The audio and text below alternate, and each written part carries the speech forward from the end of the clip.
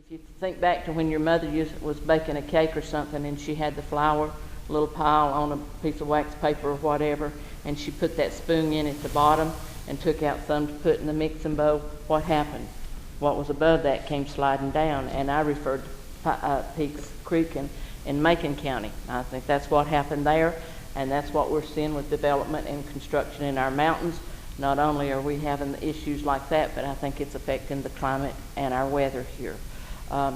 And the third thing that I referred to this afternoon, and this is something that a lot of people don't think about, is air conditioning. Air conditioning or refrigeration, people think that it is producing cold. It is not. It is actually removing the heat, and that is creating a greenhouse effect in our atmosphere around us. And I think that's one of the big factors. Up until then, till we started having all these things, we had, not like the rainforest that you've got in South America, but we had a natural rainforest in our mountains. We would have rain, and it might rain for 2 or 3 days, but yet we wouldn't have the flooding that you might see now and everything because the terrain has been disturbed. And the river might rise a little bit, but when the rain was over with, it would not drop back down. We were discussing that as well this afternoon, as you see it now, and everything. The biggest flood I can remember in Swain County was 1940. That was before I was born, but I've heard my ancestors talk about it. We've had some flooding, minor flooding. This past January, we had some sort of big flooding in our county. We had 22 2/10 inches of rain the month of January. Thus far, since January 1 in Swain County, we've had 110.49 inches of rain. That's very unusual. Our normal is a little bit over 4 inches a month. And even back when I was growing up, we might have a little bit more than that a month, but not to the extreme that we've had this year and everything. I told them a story of when I was a child, and all the neighborhood boys would gather at our home on the weekends especially. And in the wintertime, my mom and dad would have a puzzle. Mom would pop popcorn. We lived on a farm. And in addition to the other crops, Dad would always grow a field of popcorn. And you think of the flour barrels that they used to have and everything. Well, we had a third one in our home that my dad would put the popcorn in. And that was for him and the boys on Sunday afternoon in the winter. And they'd put together puzzles, and Mom would pop the popcorn and have hot cocoa mix. And one weekend, we had a snowstorm, and this was 50 or 51. And I don't know how those boys got to our house that afternoon. Now, that's how deep the snow was. But they made it to our home that afternoon, and they were going to build me a snowman. And we lived on what is called Brush Creek, on 28 South, going out of Bryson City. And the road came up, and our home sat in a curve. And it was lower as it came up, and as it came out, it leveled to where the drive went into where our home was. Well, those boys started up there, and we had snow. And back then, you could build a snowman. You didn't have to carry it and pack it and pile it. You could start that ball, and it would just form. It would roll, and it would form. The snow was very different. We ate snow cream back then. I would not touch snow cream today. But for some reason or another, I guess they got on a little bit of an incline. But as they was rolling that, it was like 2.5 feet of snow. It got to where it was just like pistons in an automobile that I could see their heads bobbing up and down as they was rolling that snow. And all of a sudden, that snowball got away from them, and it went over that bank. But those boys was determined they were going to build me that snowman. I was about 2, maybe 3, and they rolled that snow back up that embankment. And that was one of the best snowmans that I've ever seen, because it was over 6 feet tall when they got through with it. There was some tall boys. But that's the winters from my childhood. Below zero, double digits below zero was very common. But we were comfortable, and we were warm, and we were safe. The last time I remember it, my husband and I were talking as we drove up here, that it being below zero was like 85, 86, and it might have been 5 or 6. It might have got down to 9, but we have not had below zero. And the ground would freeze at least 2 feet down. That's why our snows would accumulate, and we'd have our big snows. It's because the ground was frozen, ready for that snow. If you had running water in your home, the pipes coming from the spring or the reservoir would be buried at least 3 feet deep, maybe 4, because they knew the ground was going to freeze. And the mountain folks, the people that lived here and everything, they were appreciative of that, because that helped get rid of the bugs and the beetles and everything, so their crops they wouldn't have to feed them off the next year, the next growing season and everything. And that's why I think we have an issue with the bugs. But like I say, the construction of the highways, it's cut these mountains up, development, and we've got so much air conditioning. And I think that's the 3 major factors that are affecting our weather and our climate in this region. Now, does anyone else have, I don't know if you people have lived here, if you were here, you were? I remember the very thing. Okay. Almost to a T. Mm-hmm. The winters were more severe. There was much more snow. And the mention of school days in January and February was, I can remember, I think in 1963, I went to school maybe 4 days between the time we got off for Christmas and the 1st of February, May. Mm-hmm. That was the most extended period. Right. We were going to school in the middle of June sometimes. Right. Some of the people who have been around here are also gardeners. Has gardening changed at all? I say gardening or truck farming or vegetable farming. Do you have any recollections of maybe planting times or things? In our area, it used to be plant potatoes on St. Patrick's Day, but I have no idea what maybe rule of thumb might be around here. They'd usually turn the ground in February. You would have a sort of a thaw, Okay. a winter thaw, and they'd usually turn the ground the first time in February. And most people had their potatoes in the ground late March and all. My dad had, my mom always made sure they went with the signs, and my mom would tell me he couldn't plant the potatoes till it was the dark of the moon. And my dad would tell her, I don't plant potatoes on the moon, I plant them in the ground. That was his little joke with her every year. But when it come to the corn and stuff like that, he would not put a grain in the ground until the maple leaves was the size of a squirrel's ear. And he said when those maple leaves was the size of a squirrel's ear, that meant that the cold, the frost, and everything was over, that the trees was out far enough and everything. So he may have not planned on the moon, but he did have his own signs. That's funny. Any other observations or questions? Lisa, you mentioned that you had similar experiences growing up. Is that correct?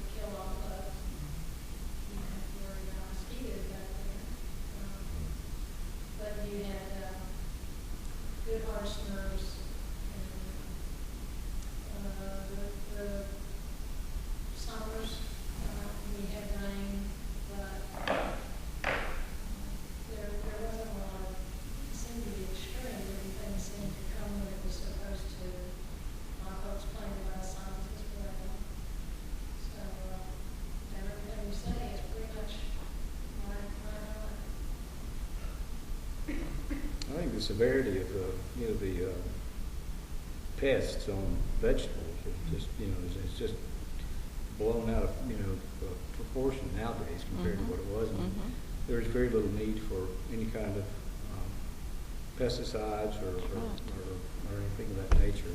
I don't remember using that stuff. Right. We didn't. These days the beetles are a horrible problem right now. They are. Yeah. Back then you went through, and where you saw they'd laid their eggs, you took that leaf and folded it and smashed those eggs till that bug didn't form and everything. Yeah, we still do that, but if you don't hit it every morning, you lose. That's right.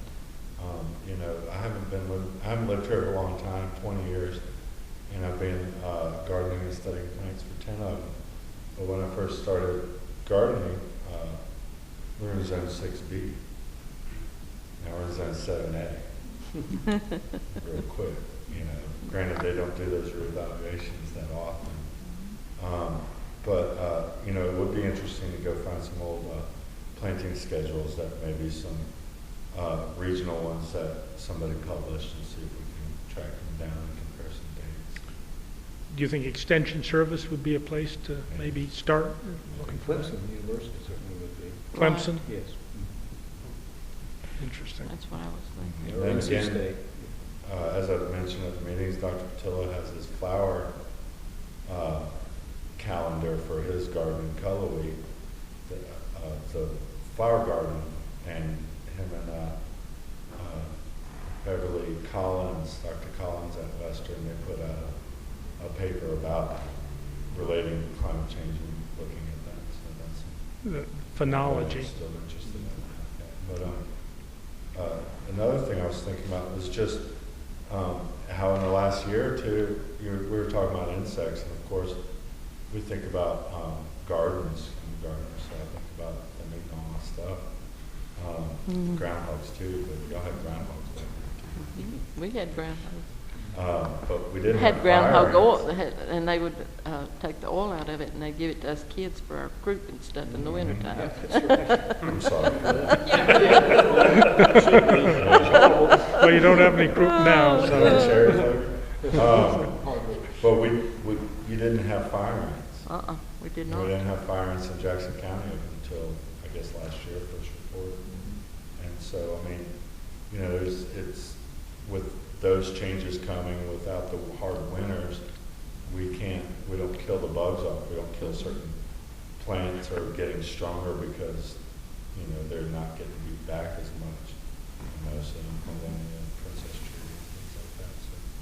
I don't know if it has anything to do with it or not, but of course, I recall that, you know, there were many whippoorwills and That's what I was getting ready to say. Were very, you know, plentiful in this area. And it's hard to scale one up anymore. It is.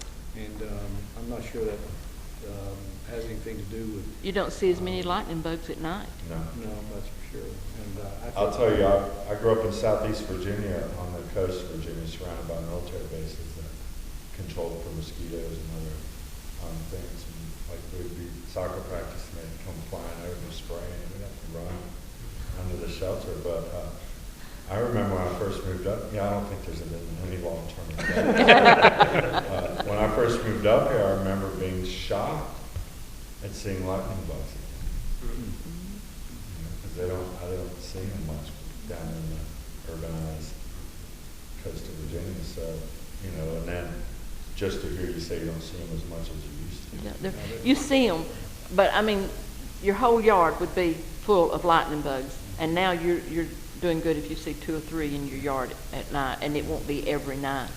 That was the big thing with us kids. We'd have a little jar, and we'd be out there catching the lightning bugs, and we'd put a lid on them, and that was our night light for that night. The question I'd like to ask you is, have you noticed, or what's your experience with thunderstorms? In my experience, but I'll let you go first. Well, I told them this afternoon, the first tornado that I can ever remember, and there was any record of in this area, was in the 70s. And that's when all of this started to change. We never had a tornado watch, tornado warning, and now it's very common. Very common. And there used to be it's still there, mountain folks, this little dove, this beautiful little gray dove, but mountain folks called them rain crows. And I remember the first time my grandmother said something about a rain crow, that it was going to storm. And when the storms came up, my grandmother lived with us. When the storms came up, I was at her feet, in whatever chair she was sitting in, one day there was one of them walking across the yard, and she said, "Now if it starts cooing, we're going to have a storm. It's going to rain." And they used to say if they was out in the field in the afternoon, working the crops or whatever, and they heard that cooing, that meant that there was rain coming. Well, now that is a good omen. I've been observing that because I'm working on a book as to what the mountain folks use, and it's entitled "How Mountain Folks Forecast Weather Before Doppler Radar." So, but, and she caught me because I saw that and I got rocks and I was rocking that. I thought, that's a rain crow? Because I was connecting it with these old black crows. But she caught me throwing rocks at that rain crow. She said, what are you doing that for? I said, I don't want a storm. Now, we'd have storms. We'd have storms. And maybe lightning might hit a tree or something. But the storms were not near as fierce as we are having now. Seems like they were, in my memory, it seems like they were much more frequent. And lightning fixates nitrogen in the soil, fixes nitrogen. And I wondered if, that hasn't had, that's one of the largest nitrogen fixtures we have naturally. And it just seems to me like we have a lot less thunderstorms. But you're right, the ones we have now are fierce. They're far between, because it was usually the heating of the day. It may not have been that long or that big, but you would have a light thunderstorm, like she was talking, you'd have rain in the afternoon, and you might have a little bit of thunder and lightning with it. But speaking of nitrogen fixing, I can speak to this a little bit because I'm a kudzu farmer. I own 3 acres of kudzu, and my house is situated right in the middle of it all, and garden area. And it's a major task for me in the summertime to keep the kudzu in its territory and carve out my own territory. And I used to really look forward to September because usually when I first moved here in 1983, it wasn't that long ago, come mid-September or late September, we'd have a frost and the kudzu it'll be gone. And I had a break for the winter. And that's just not the case anymore. It'll go into October, even early November before we get our first frost. And it's a light frost. Yeah, I mean, we used to have our it would be a big frost, and it would be in October. Right, and and kudzu would die off the first sign of frost, and that was great, but it just doesn't happen anymore. Obviously, the seasons have changed, and the frost comes later and later in the year, and usually earlier and earlier in the spring. Although this year may have been an exception to that. We had a late May frost this year. But, in general, even in the time that I've been here, about 30 years, we've seen a change in farming. I have a question about the bugs when people can, it's happening in anyone else's house, but where I live, the grandparents' old home place, and some old barns that used to the wasps would make these big wasp nests. And I've heard a lot about the honeybees, it's kind of a problem. I've also noticed when a yellow jacket starts to make a nest on the eave of the house, get it maybe big as a tennis ball, and then something's happening. Does anyone know anything about that? It could be at my house. I don't use sprays myself, but I have neighbors who do. The railroad goes around the mountain around the house, and along the railroad track, it's a dead zone now, the way it's sprayed. But I was wondering if anyone else had noticed that, because the wasps at my house, they can't finish the nest. Not that I want to be stung by wasps and yellow jackets. I noticed there are some yellow jackets in the ground, but not as many as there used to be. There's definitely not as many snakes as there used to be here when I grew up in this area. Definitely once the half the number of snakes. But I was wondering if anyone else has seen that at their house with a wasp nest. Yes. It's just at my house. I'd agree with you across the board, but I think there's far fewer brown paper wasps. And yellow jackets too. And the dirt daubers. The dirt daubers are scarce. They used to be everywhere, and they're just ground-dwelling wasps that are predators. Garden insects they're hard to find anymore. I've not read anything written about that. I read a lot about the honeybees. Has anyone read about what's... I think the category is the same for the honeybees. I think part of it is pesticides, and I also think part of it is their natural habitat has been invaded with development and so forth and so on. A lot of it has to do with the habitat loss. for those foraging insects and the snakes as well.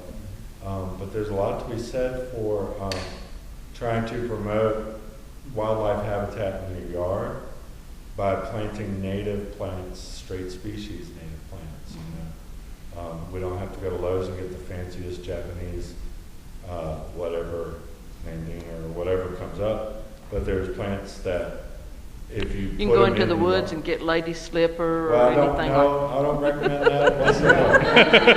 that. That's, I had an aunt that had a natural Preservation flower through garden. propagation is what we promote. We promote propagating the plants, but growing flowers and shrubs and trees that promote and support wildlife. An oak tree can support 600 different species of butterfly, caterpillar larvae. And then if you have that oak tree filled with caterpillar larvae, you're going to have chipmunks and birds. And so the idea is to try to start bringing, it's the work of Doug Tallamy, among others. He wrote a great book called Bringing Nature Home. And it's that, if you have a sterile landscape with all exotic species that no insect recognizes as food and doesn't eat, you won't have any insects. But if you have milkweed, you're going to have monarch butterfly. It's as simple as that. Yeah, there's, You want spice bush swallowtails? Plant spice bush. It's not how it works. this is true. I really appreciate you sharing your story with us today. Thank you. Very much. This is your chance to ask an old timer, and somewhere in your family, no matter where you grew up, there's some story back there that maybe you didn't listen to, but now's your chance. If you got it, test it out. Question. Sure. I've grown up saying the same thing here, you know, it's cold winter, you kill the bugs and everything, and I still say that, I guess. Now, I think about in Alaska where the mosquitoes are this big, and it gets 50 below, so what's the theory there? Because either those mosquitoes are hiding out really deep somewhere, because it should really kill if it's too cold. It's staying hotter longer in Alaska. It is. And it's getting hotter at the higher elevations. Yeah.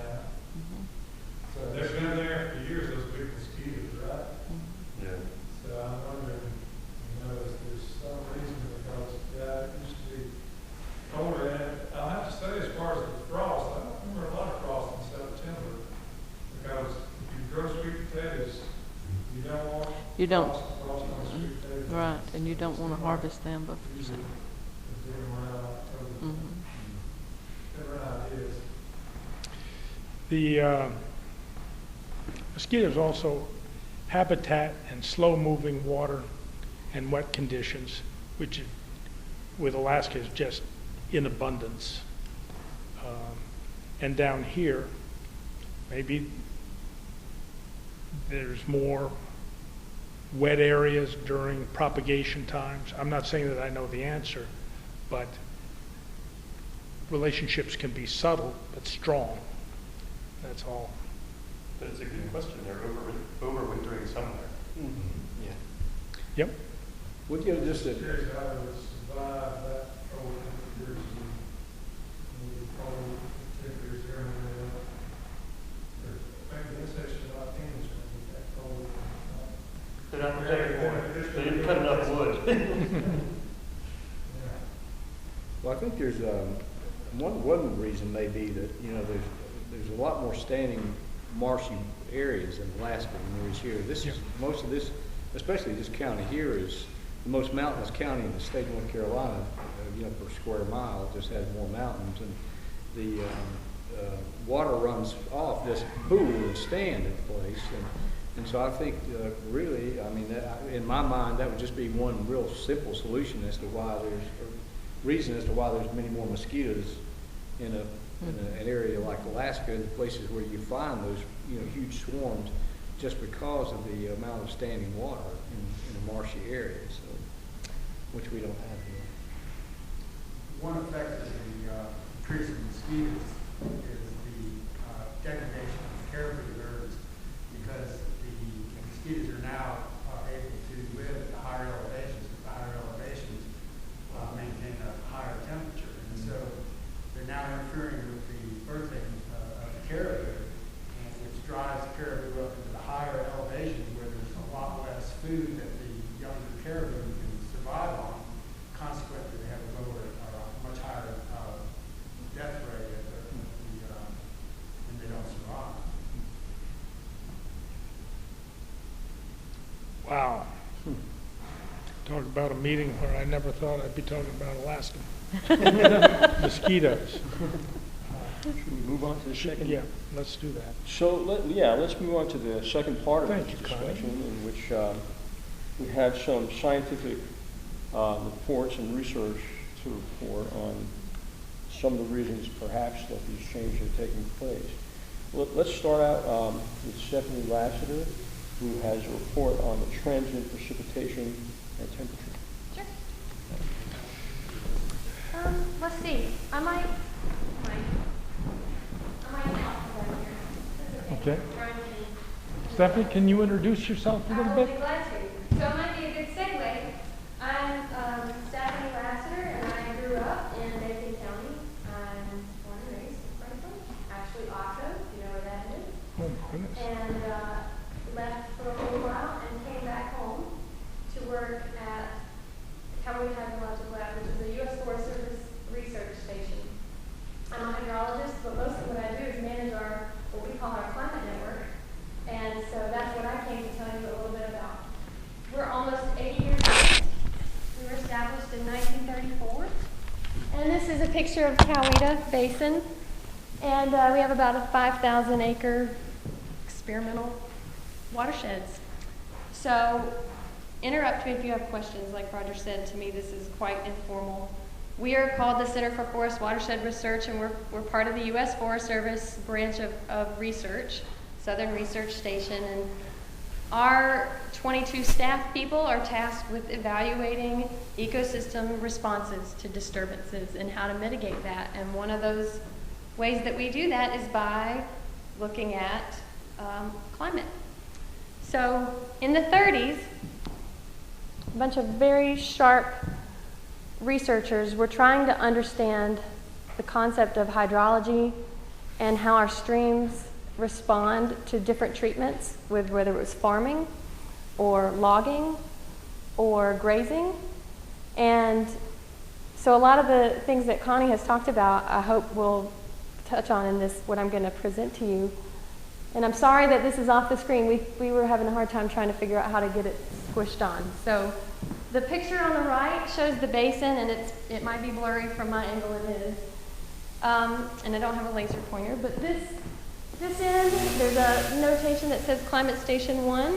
That was a climate station established in 1934.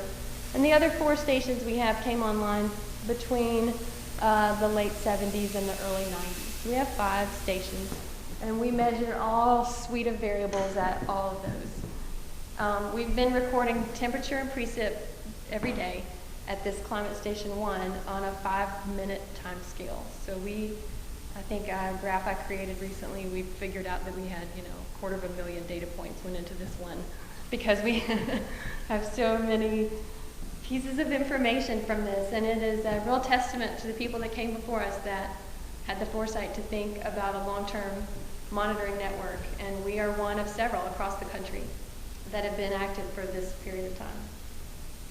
This is our Climate Station 1 in 1934, and today. And we measure a lot of things, as I said. So this is just a quick table.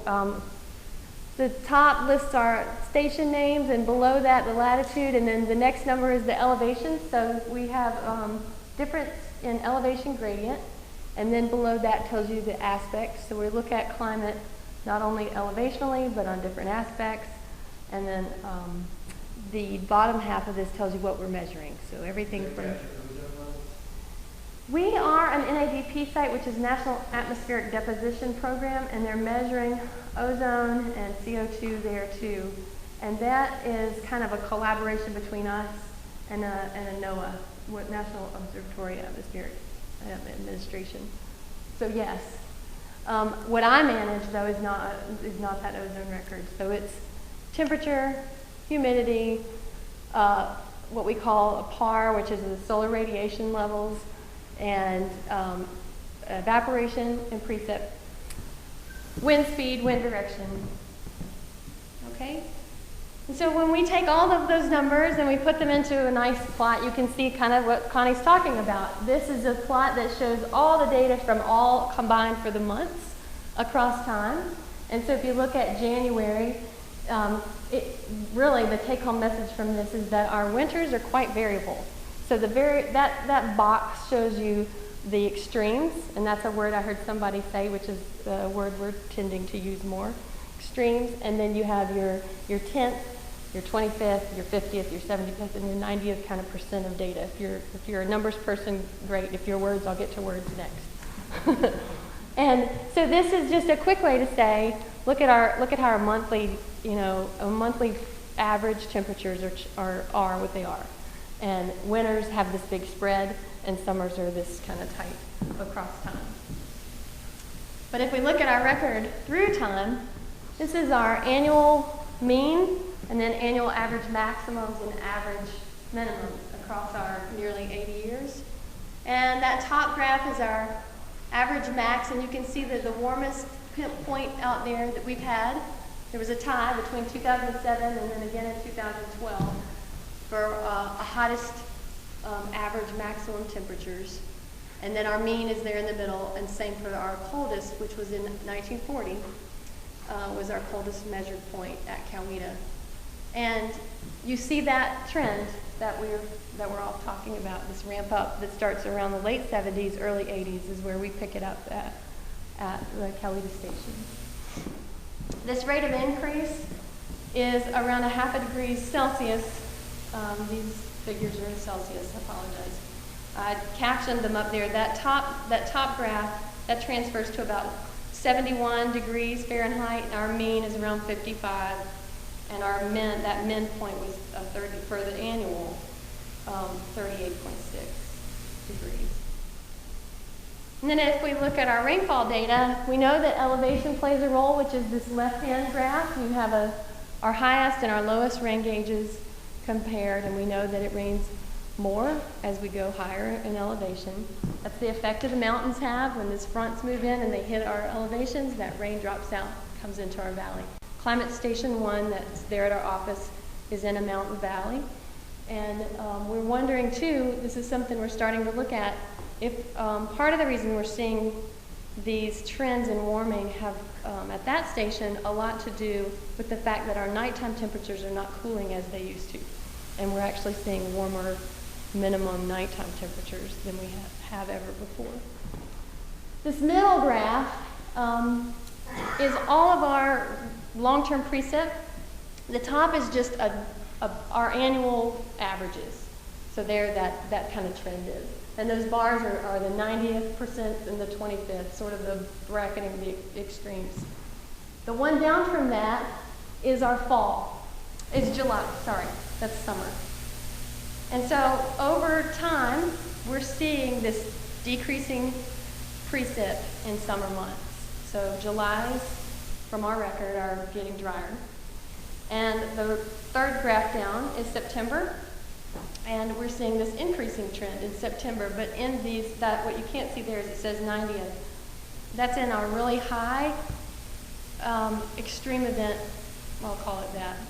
So our Septembers are getting wetter, but because of these heavy, intense storms.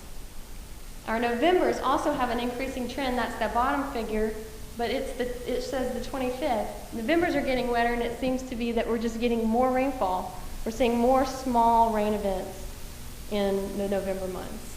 And this is work we've completed within a year or two ago, and we're really starting to look a little more at what our rainfall patterns are telling us about climate change. Because this was kind of an eye-opener for us. We hadn't looked at the data in this level. This red and green graph over here that's falling off, the line that cuts through the middle is just mean average rainfall. And the green is anything over the mean, and the red is the deficit.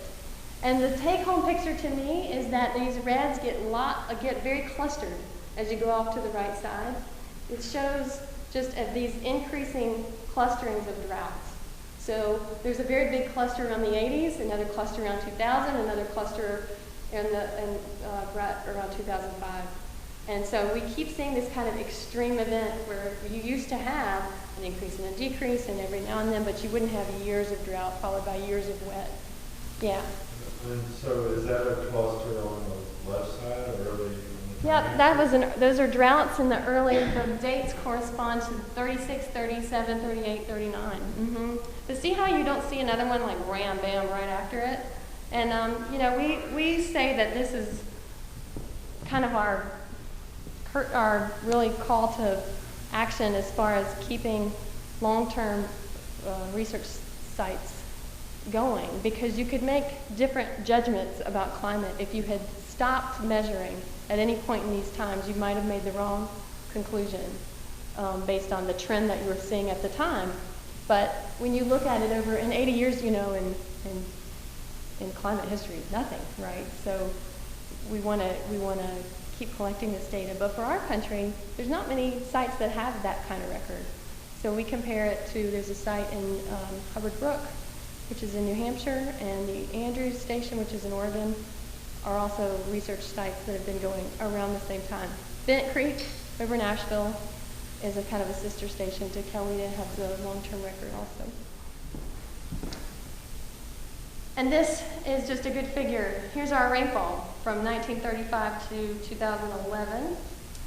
The mean is the red line that's kind of up there at the top. We get about 70 in Macon County. Our average is about 71 inches. In 2007, the total for that year was 47.71.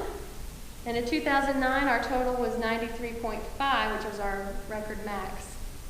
And we've had over, nothing like Swain County, but we've had going on 75 inches just in August. So we've surpassed our annual mean, and we have several months left. So I think we will see what happens with beating this 93.5-inch record this year. We also had heavy storms in January, 16 inches, and then I had over 23 inches in July. So there, so in Coweta. So what does this mean? So the rest of our staff on site is a suite of soil scientists and ecologists and ecophysiologists, and they're taking all of this. You're fine. They're using all this to answer questions about impacts. So you're all familiar, I'm sure, with the hemlock adelgid, which is an invasive species, and the hemlock is a foundation tree throughout all of riparian ecosystems here in western North Carolina. And it was first detected in Coweta in 2004, and we thought we would monitor a couple of plots to see how long it took for them, those trees to be impacted. And we girdled a few trees in some plots adjacent to watch what would happen between the dying tree and the impacted tree at the rate of spread. Well, within a year and a half, we had lost all of the hemlocks in our basin. It spread so quickly. And so we now have 100% mortality of hemlock within Coweta, and our aim now is to understand the effect of loss. So, okay, we accept that this has happened, and so what next? And that was that. Right, landslides, yes. Can you go back for a second? Yep. What's that little green fringe in North Georgia? Is there still hemlocks there? See, and why? you might not be able to see it. This was in 08. Okay. Yes. They're gone now? Right. Oh. Right, bad now. Thanks. Yep. There are pockets though, and some places not terribly far west of here still have some hemlocks. And I was camping at Santilo this summer, and I'm sure they're treating some around there, but I all of a sudden realized that I had green hemlock leaves around me, and I hadn't seen that in so long. Some of the first predatory beetle releases were up in the Sapphire Pastures area, and some of those coastal spaces. Yeah. Yeah, maybe. I don't think the beetles are moving as well as we know. Right. Right. I just recently read that they were predicting that 20% of the hemlocks will survive as a result of the release of the beetles. We just got a grant. It's not myself, but it's a colleague of mine. Just recently got a grant to study. There are some pockets around Grandfather Mountain and Linville Gorge area, and the beetle release seems to be working, or seems to be showing a positive effect. And so a colleague of mine just I mean, literally, I just printed him those topos this morning because he's trying to figure out how to access these points about, they have some grant money to work on that, to see if they can track that beetle spread and how it might have impacted. So yes, there's hope. This may not be gloom and doom, but in our neck of the woods, we've lost a lot. And so one impact around that is what happens with species that take the place of hemlocks. So if you have hemlocks that provide shade to stream systems, and they're what we kind of think of as a foundation species, and you're inevitably going to see, warming of stream temperatures. And what comes next? Rhododendron is a riparian evergreen, and our staff and scientists on staff have done a lot of research on root strength and rooting depths of rhododendron shrubs, which is shallow and weak. And if you have shallow and weak roots on steep slopes that are heavily saturated, you have an increased risk for these type of events. And so this is another set of work that we on our staff are looking into more. And that's something that a lot of people have interest in has rhododendron spread over the years? And we've done a lot of coring of rhododendron trees to see how old we can find them in the basin. If we can see if they've moved up watersheds or outside of watersheds by age, we can tell how old they are. And we're actually finding that we don't see that they've spread a lot. And, but at the same time, you've had the chestnut that were in there during at one point, and certainly hemlock for that whole period of time. And now both of those lost. This is going to be an interesting study.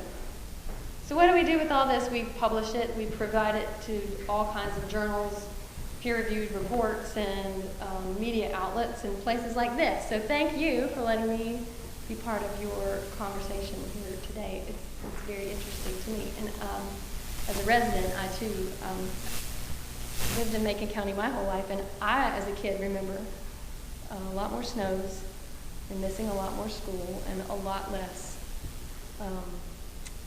kind of these extreme storm types events. I don't remember tornadoes either. Never thought of that as a child. So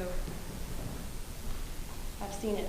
One question I get a lot is, how do I find information on precip, temperature, stream flow, those kind of things? So I just wanted to throw a few slides up here. We have a website, and I can send this to Roger and he can email it, that'd be fine. Our Coweta website has a data tab, and that data tab will take you to these long-term annual averages for temperature and precip. And Brian will talk to you, I'm sure, about the UGA website.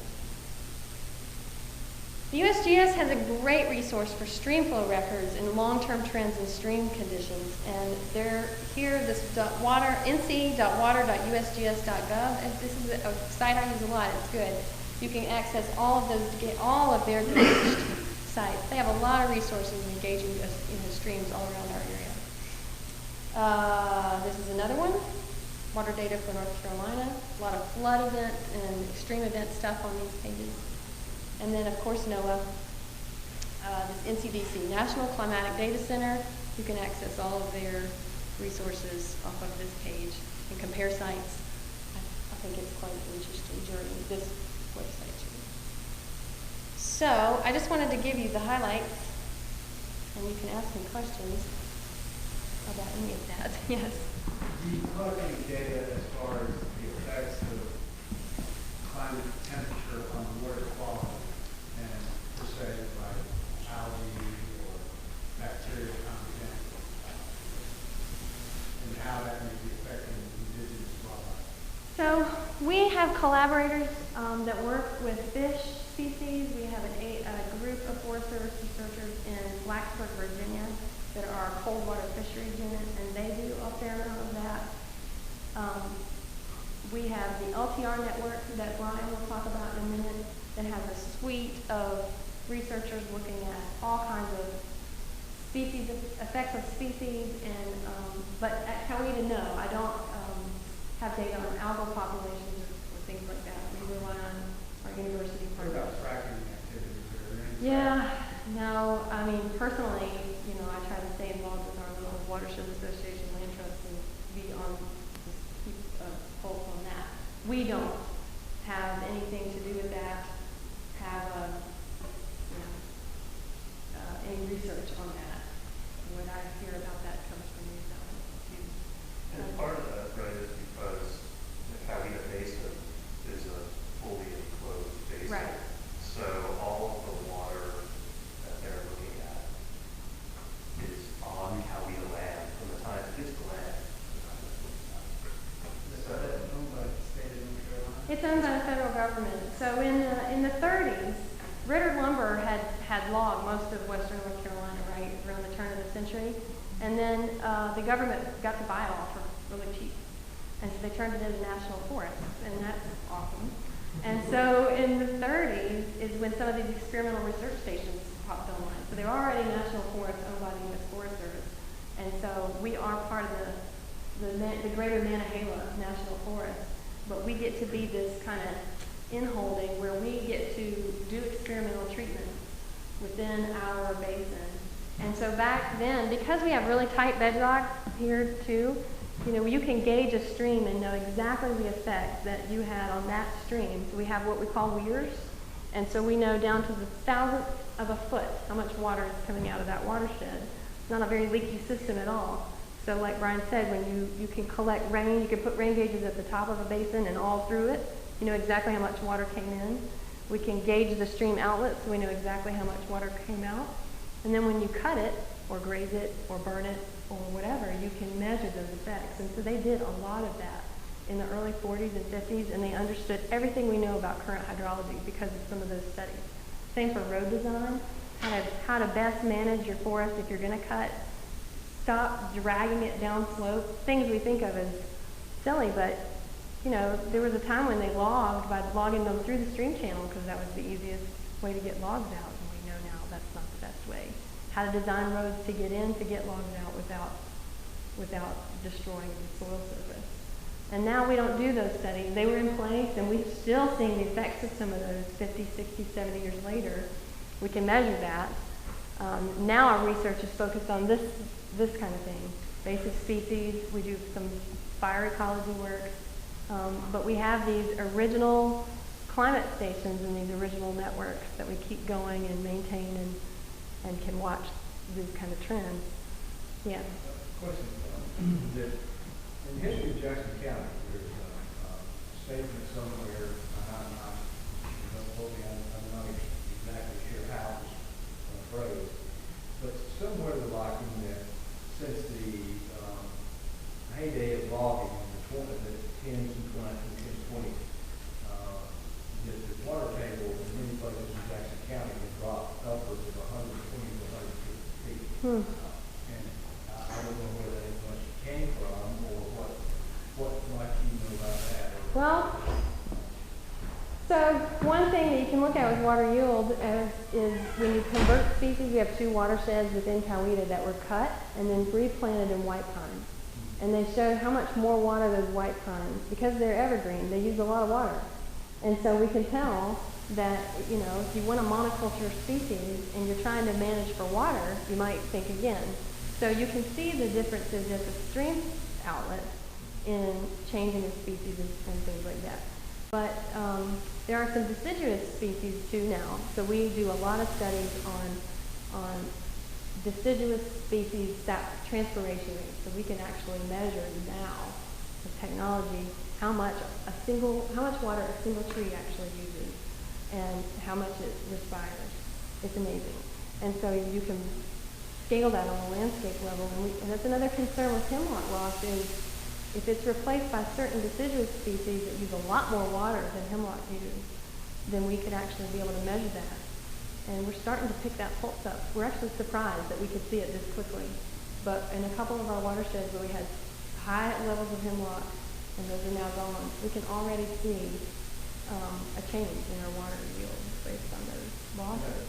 Following that up, there's another interesting article some years ago was going on the news about the amount of deforestation due to development, population increase in North Carolina, how the number of acres of forested land has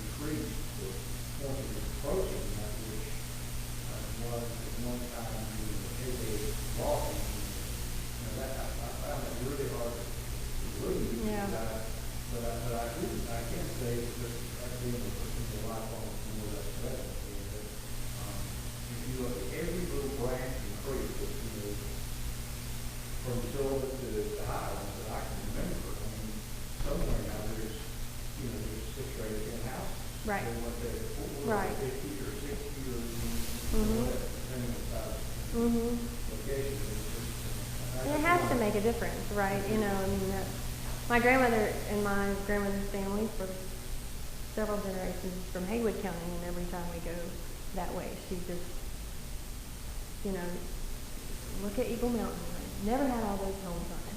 Look at, you know, Coal Mountain, it never had all those homes on it. And those stories that you're talking about, I mean, it's important, you know, to, at least from a sense of change, to document that. And so I appreciate what you guys are doing here. Interesting.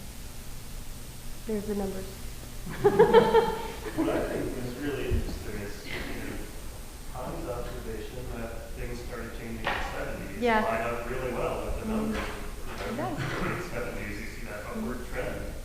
Right. That's right. So do you have specific data like on, say, Scotch Creek, what the water flow was? I do not. I do not. So what I have data for is literally just within Coweta Basin. And we have 15 gauged streams within Coweta and a suite of climate networks. But outside of that, you know, that's where these watershed association groups are so important. And citizen science, I mean, I'm such an advocate for that because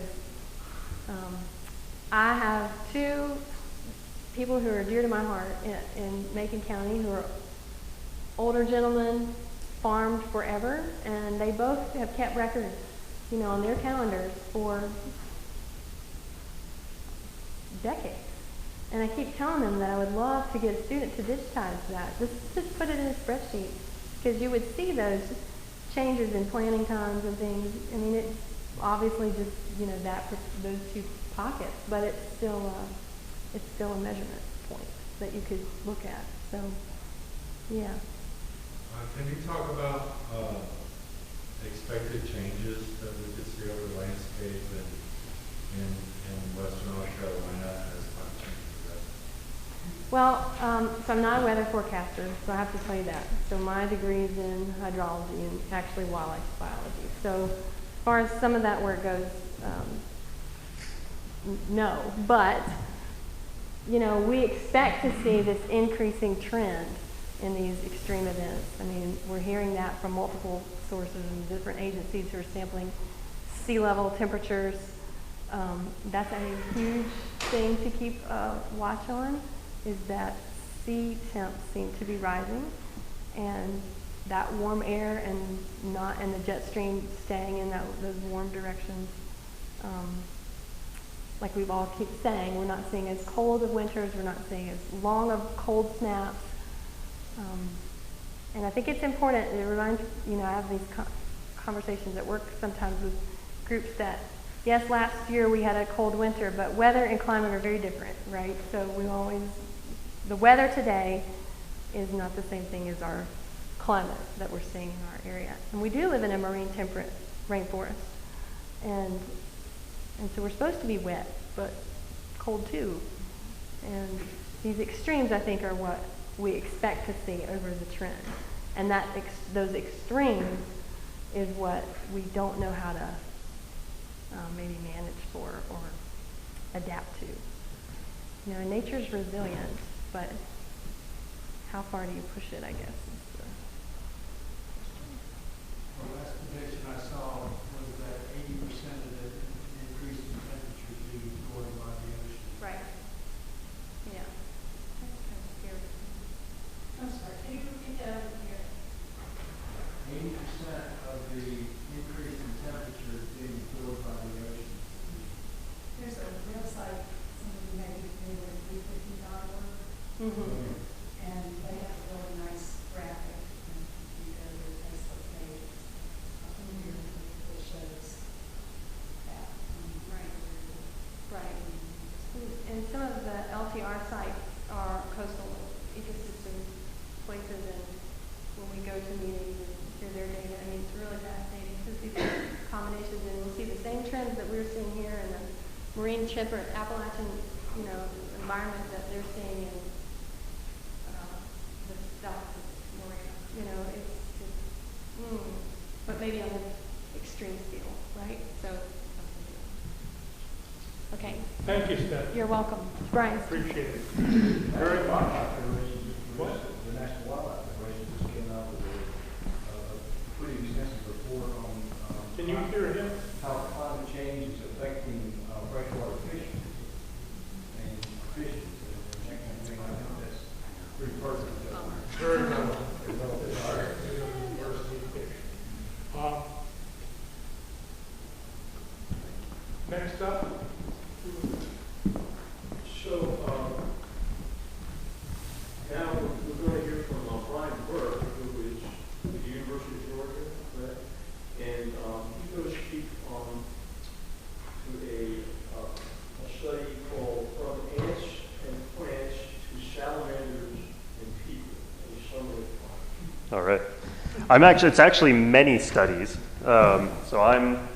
Stephanie was talking about the LTER, which is the Long-Term Ecological Research Network.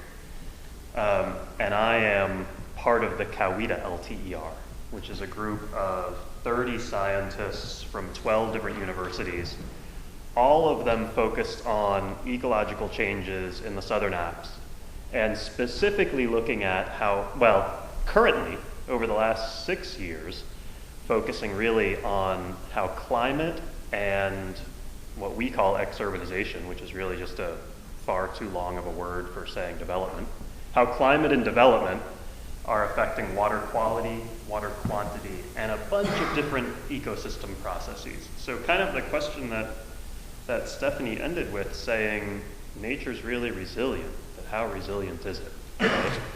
How much is it able to deal with these extremes that we're already seeing and that we expect to see more of? To get at Adam's question, that the trend, some of the people we work with are both weather and climate forecasters, some of these 30 scientists, and they will say, yeah, we expect in the future to see increasingly large extremes, so much drier dry periods and wetter wet periods.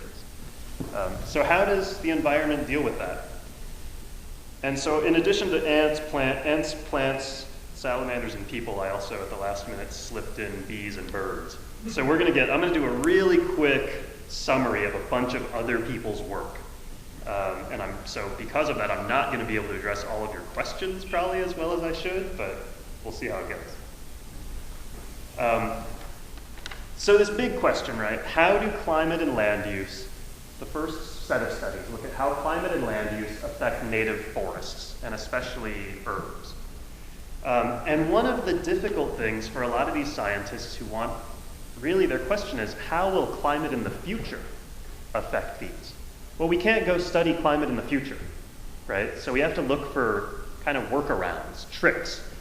And so the first study looked at plants at different elevations. And one of the nice things about working here is in the same latitude and longitude, basically, you get such elevation extremes. They looked at 5 different species, mostly all spring ephemerals, and pollinators to say, okay, but what can we say about how these species and these pollinators behave differently at different temperatures, right? And can we use that then as an indicator for things getting warmer? And what they ended up finding was that, first of all, warming clearly affects plant growth, mortality, and flowering. They looked at 5 different indicators of plant health, but those were the 3 that it really affected. But what's interesting is climate and land use work together, right? So in old forests, they didn't see this trend. This only held in younger forests. And then the second thing they found was that this warming seems to make wildflowers more vulnerable to drought. So after the spring 2010 drought, in warmer areas, it was more difficult for wildflower populations to recover. And then in terms of pollinators, warming clearly decreased, bee pollination was lower in warmer areas. So the hypothesis then is that as the climate warms into the future, bee pollination may decrease as well. And in looking at that, they were controlling for colony collapse disorder affecting bee populations writ large. So that's the first quick glimpse of some wildflowers. Now here's a second study, right, where they asked the same question, but instead of using elevation, they said, let's see what's happening in some other area, understand why it's happening, and see if the same thing's happening here. Okay? So they said, there are these wildflowers that are disappearing in the Piedmont, and especially around Athens. Why are they disappearing? And can we expect the same things up here? Right? And these started disappearing about 50 years ago in Whitehall Forest, which is the University of Georgia's experimental forest. And they've started to see this trend. Watched this trend progress up to Raven Gap. So it looks like it's slowly, kind of quickly making its way this way. And the key finding is that it all comes down to these guys, right? These ants that are changing. So 70% of the seeds in forests in the southern Alps are dispersed by one species of ant. 70% of the seeds.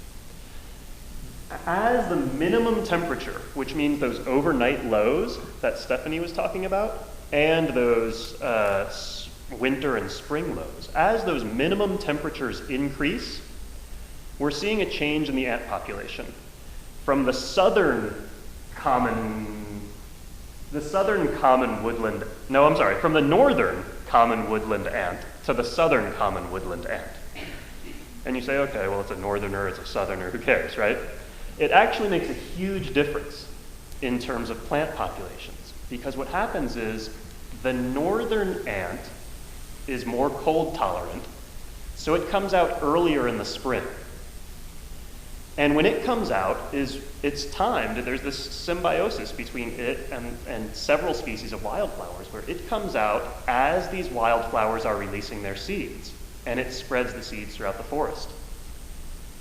The southern ant comes out later because it's less tolerant of cold. So what's happening is these wildflower species, these early bloomers, are going to seed sometimes before the seed dispersers are out.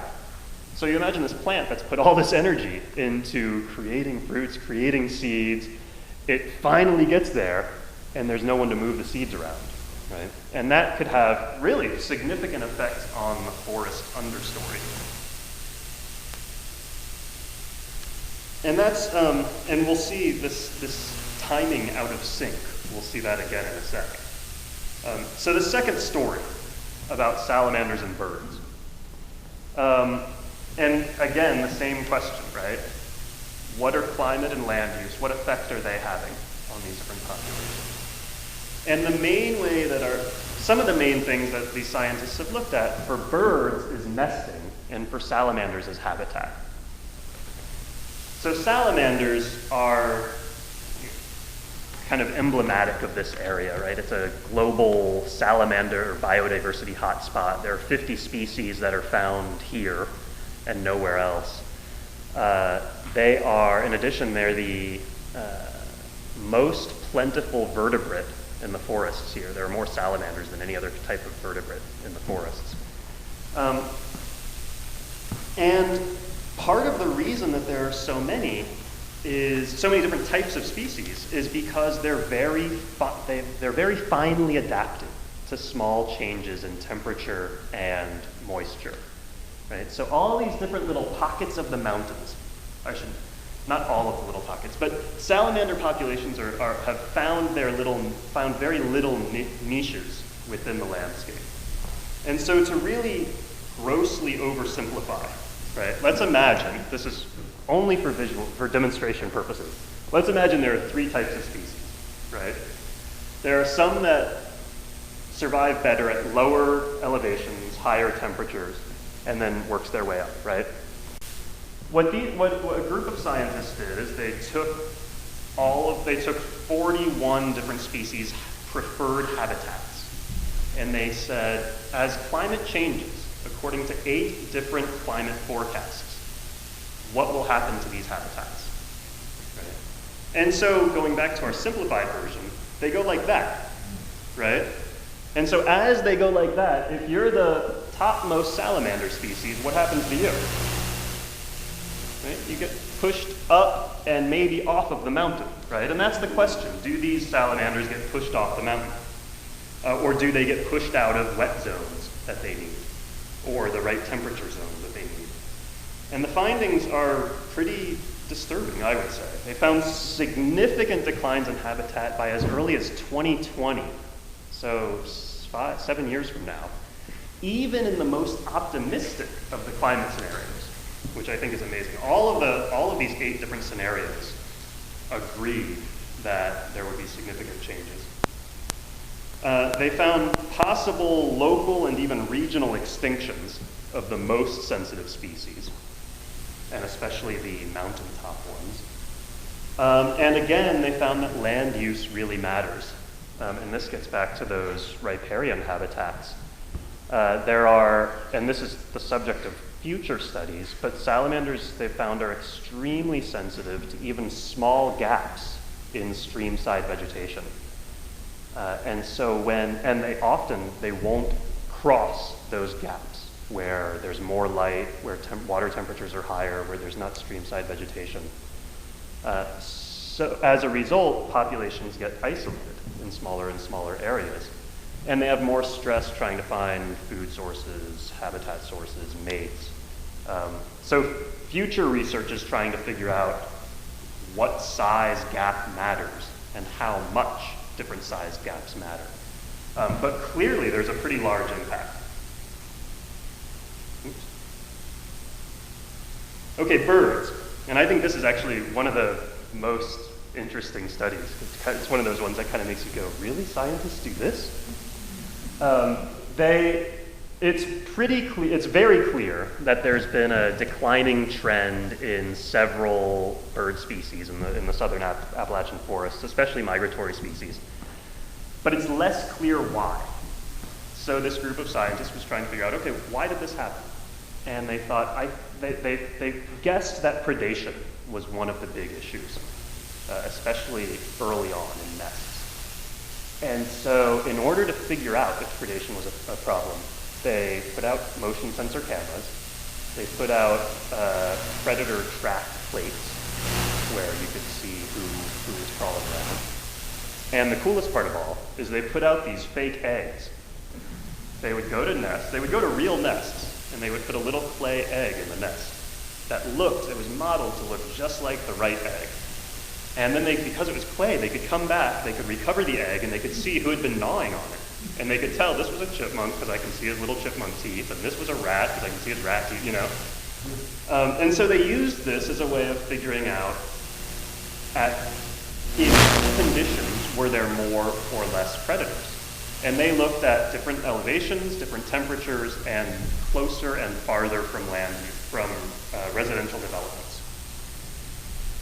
And what they found was that warmer areas had significantly higher nest predation, but not higher numbers of predators, right? So that's the interesting thing, I think. It's not that these warm areas have more predators, it's that the predators are eating more eggs.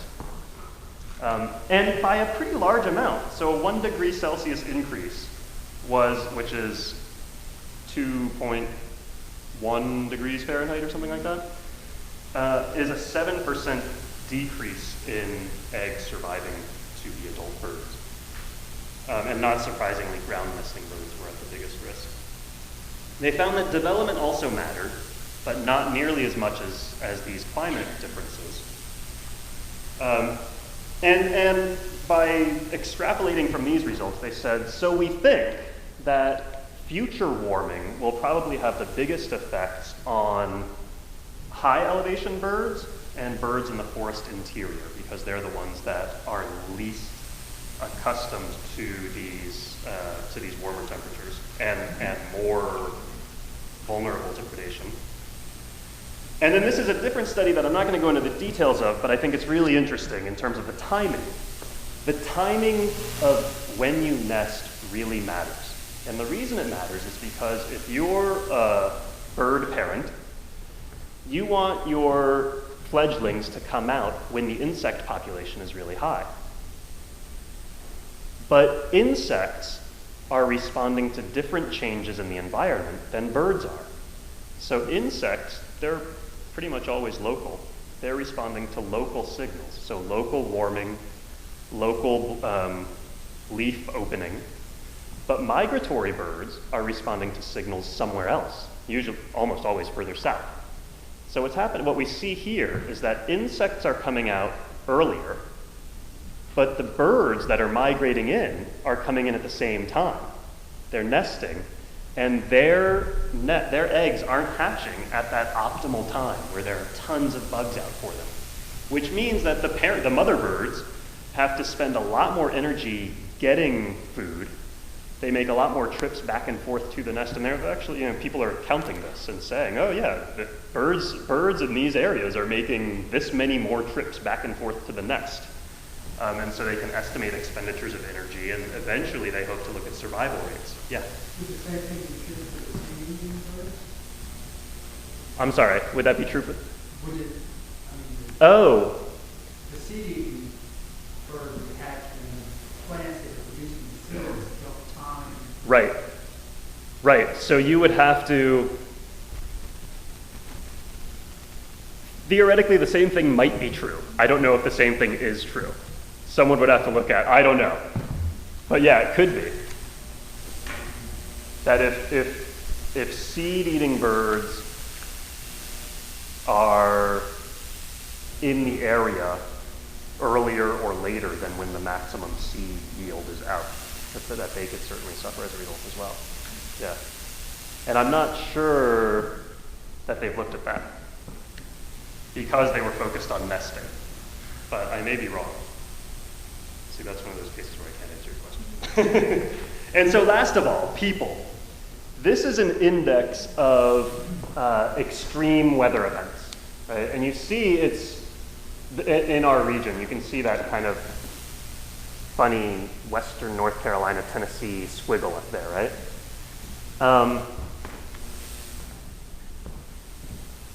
One of the big questions, or some of the big questions that we hope to look at over the next 6 years are questions of vulnerability, contributions, and adaptatio N. In terms of vulnerability, we want to see, there are all these extreme events, what areas are most vulnerable to them, right? Stephanie talked about the landslides. That's one really high priority example. But also flooding, and if we can, although the drought data is harder, drought would be really interesting too, especially for farmers. But what areas really specifically are vulnerable to these changes in climate, and which people, right? And in what ways? Then contributions. How are people contributing to these changes? And Connie mentioned development. One of our climatologists has talked, and I mentioned this earlier, talked about the ring of asphalt, which is essentially, he's demonstrated by looking at climate models and looking at local data and looking at air flows and heat generation. He's demonstrated that in addition to the global climate change and the way that it's affecting this region, there's also regional climate change created by development, created by what he calls a ring of asphalt. And so all of the activities, all of the effects of development, from increased asphalt to changing water flow patterns to breaking up forests, all of this is actually having detectable changes on our local climate, right? So it's not just global climate affecting us, it's our own local actions affecting us. And then the last question is adaptation. If we know how we're vulnerable, what can we do to decrease that vulnerability, right? So those are all questions really looking toward the future, although there have been some preliminary efforts in North Georgia to actually map human vulnerability and climate changes together and say, okay, these are the most dangerous spots, these are the least dangerous. So that's where we're headed. Thanks a lot for coming out, taking the time. Thanks a lot to Roger and to Avram and to Connie and to other folks who helped organize this. And definitely feel free to be in touch with us after this as well.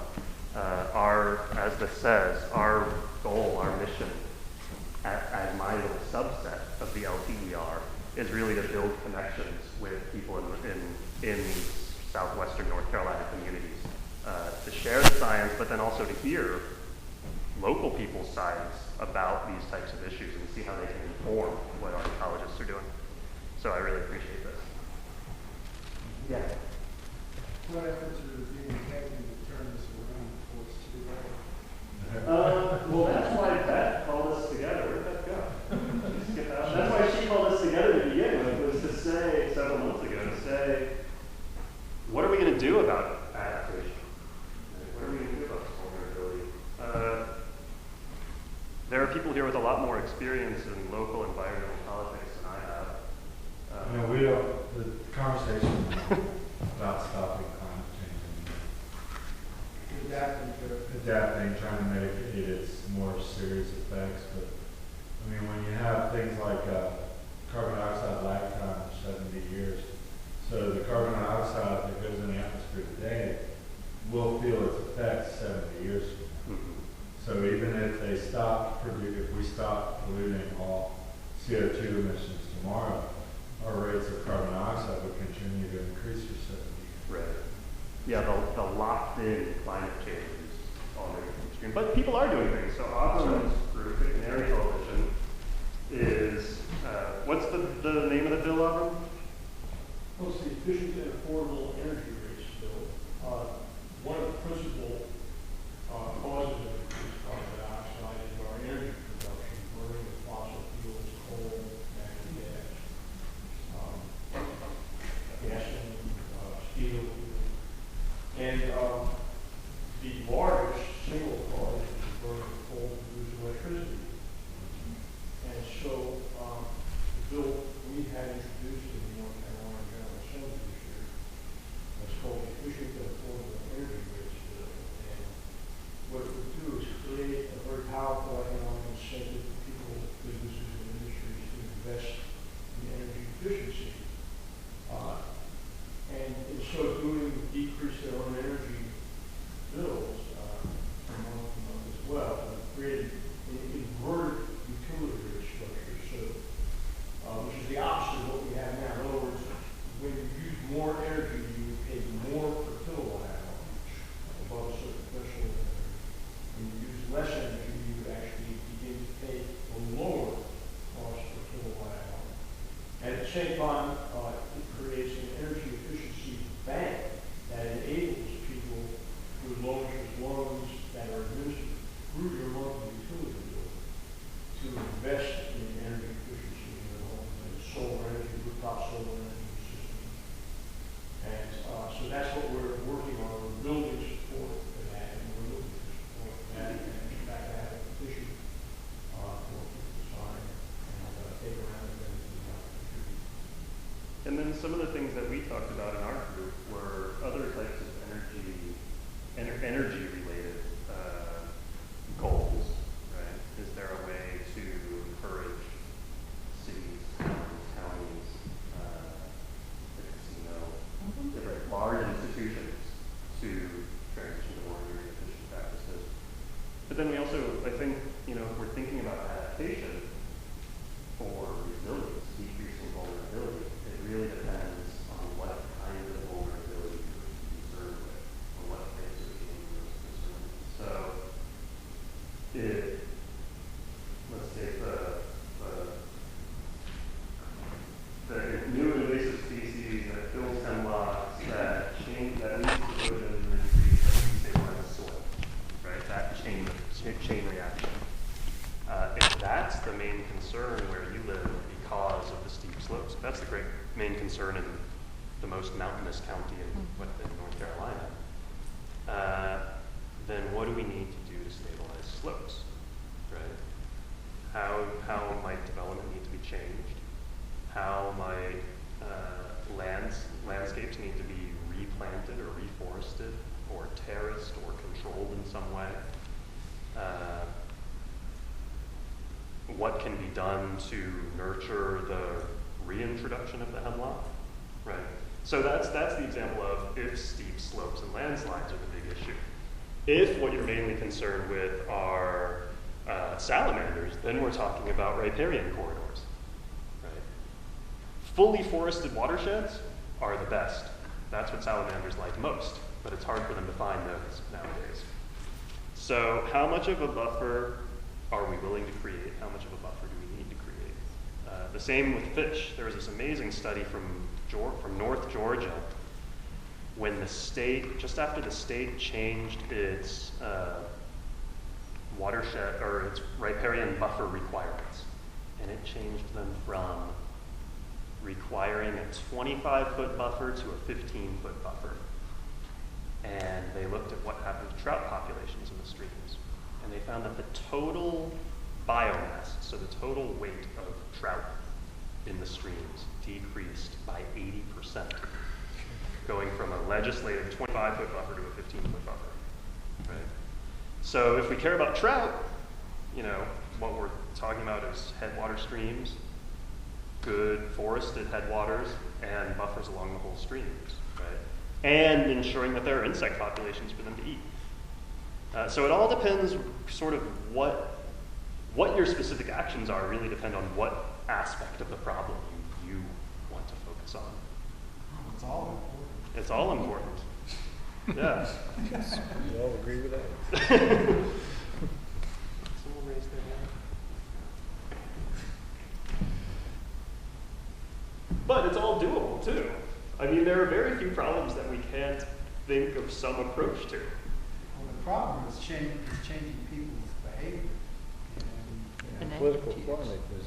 Yeah, the death word for a politician is zoning, and that's what we. And people's got the wrong idea of zoning. You can have regulations and not go to the extreme with zoning, but your public has got the wrong impression of what zoning is. There needs to be some education there. Well, there's some states now, New Hampshire is one, is actually limiting development, period, just because of some of the things we're talking about. And that's just a no-no here. You mentioned that word around the planning board in this county, and it's, oh my gosh. Well, and to be honest, folks around here are lucky because there's so much federal land. Truly, that's so, Yeah. that's so. But But that doesn't, some of the research coming out of our two institutions shows that actually a very small amount of change in that forested land makes a big difference. Uh-huh. Streams in particular are affected really fast when you start removing trees. I think that's observable without, I mean, Yeah. on some levels without, there being a lot of scientific study done, Yeah. also. I've got a couple of more things that I'd like to add here. The Watershed Association, the Tuckasegee River, and the ad hoc group members pulled this together. I really appreciate all that. What I've seen here is that we've got a morbid website that just doesn't get, with a blog, that doesn't get updated.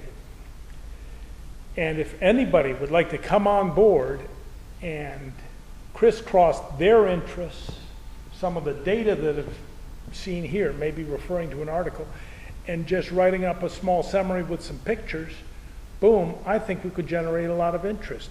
Because people, it makes a difference whether at the end it's John Smith from New York or John Smith living in Silva that says these kinds of things.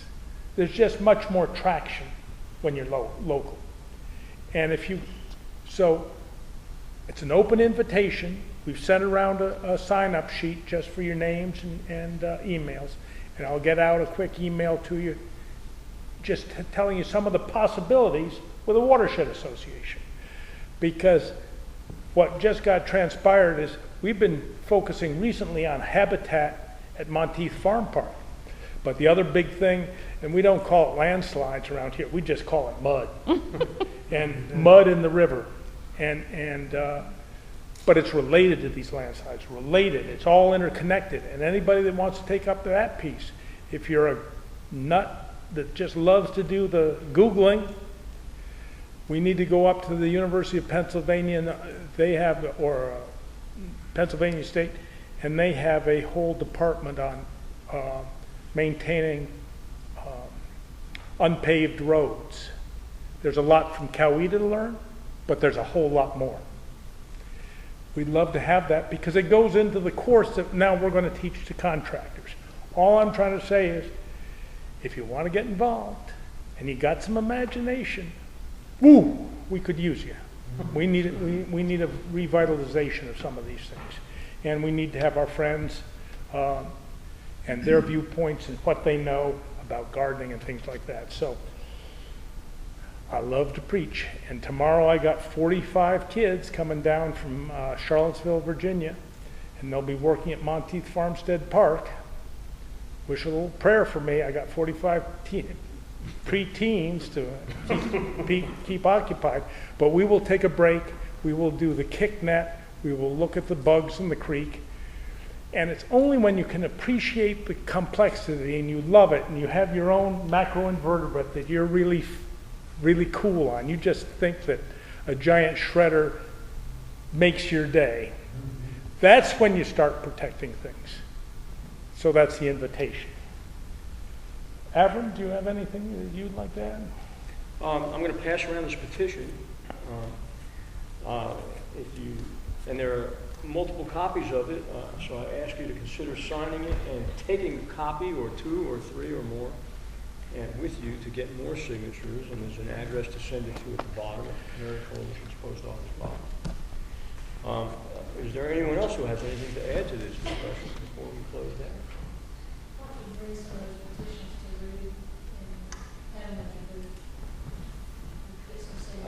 She's asking you to bring those petitions with you to the Rooted in the Mountains. Oh, okay. We'll do it. Is that petition available online? It is. If you go to canarycoalition.org. What was that? canarycoalition.org. Well, thank you, everybody. Well, thank you, and thank you to our, let's have a round for our speakers. We really appreciate it.